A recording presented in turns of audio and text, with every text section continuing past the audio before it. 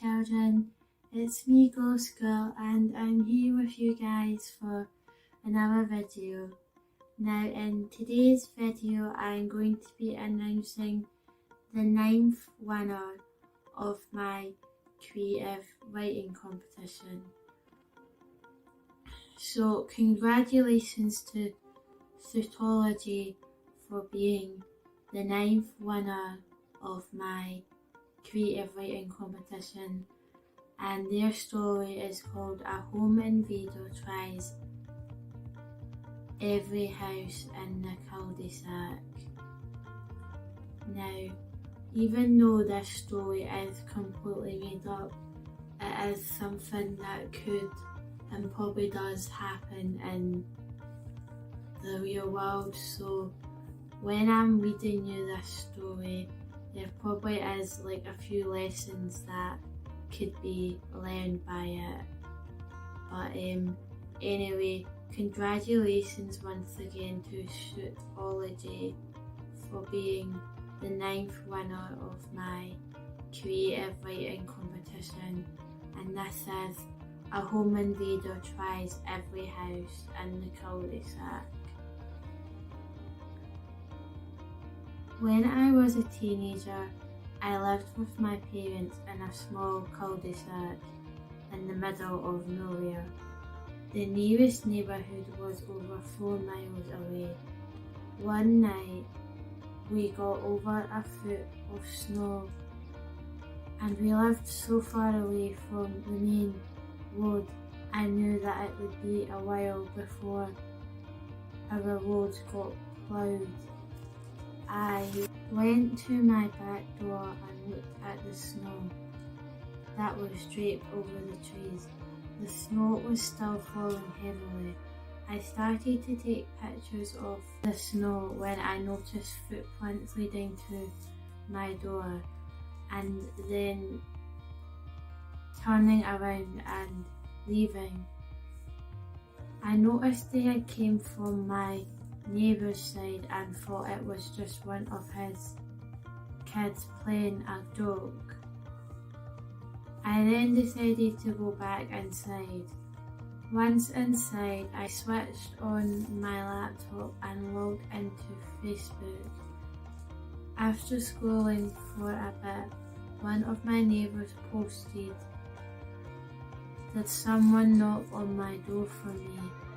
I immediately called her and told her what had happened.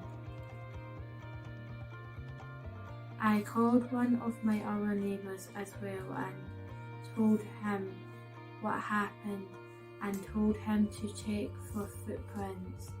Funnily enough, he also had the same footprints as me. All the neighbours started calling each other and telling each other what had happened.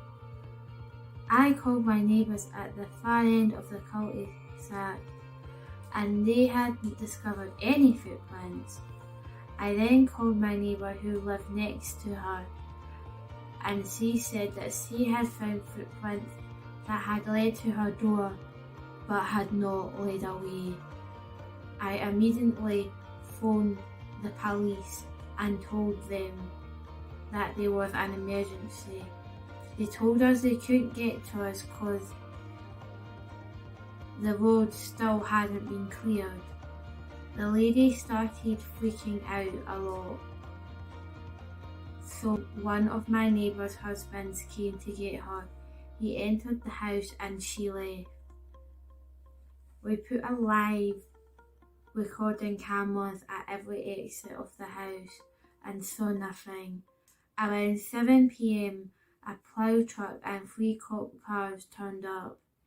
The lady and the couple she was staying with stood and waited outside her house until the police had finished searching. They found nothing. She begged them to keep looking, so they did. 2 cops went into the basement again and only one came back. He took her into her living room and started talking to her. She started screaming hysterically. By the time this had happened, everyone waiting outside her house. Me and a few other guys started running towards the house when we were stopped in our tracks by several policemen. They told us that they found someone hiding under a cover under the stairwell. A few minutes later, the cops dragged out a scruffy man in cuffs, kicking and screaming. They dragged him inside the police car. Under the stairwell, they had found blankets the lady had put away in the room next to hers. She stayed in other people's houses for a long time after that, and refused to stay in her house alone. She sold the house the next summer, and since then she has never returned to the cul-de-sac. The scruffy man turned out to be a thrill-seeking junkie who was out on probation for assaulting a family member. The police told us he didn't want to go back to his flat after he had a fight with his roommate. He then stole the guy's car and got stuck in the snow. From now on, everyone in the cul-de-sac started to lock their doors. That is it, everyone. That is the story for today.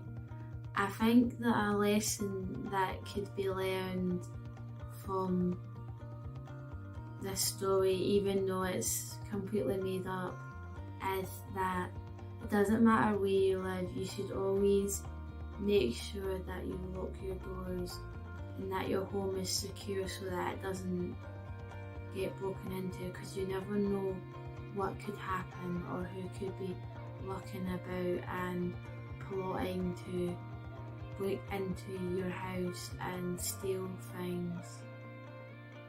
So I hope you all enjoyed this story for today. If you did, then please like this video, comment down below, subscribe, click on the notification bell so that you'll be notified when my next videos come out. Also, I am active on social media, so don't forget to follow me on my socials.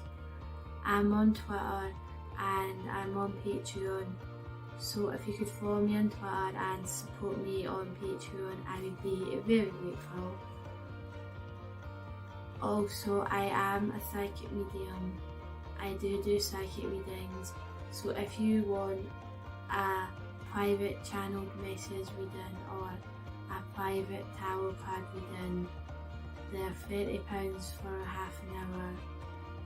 So if you're interested in getting a psychic reading, then my email is in the description where you can contact me for a reading.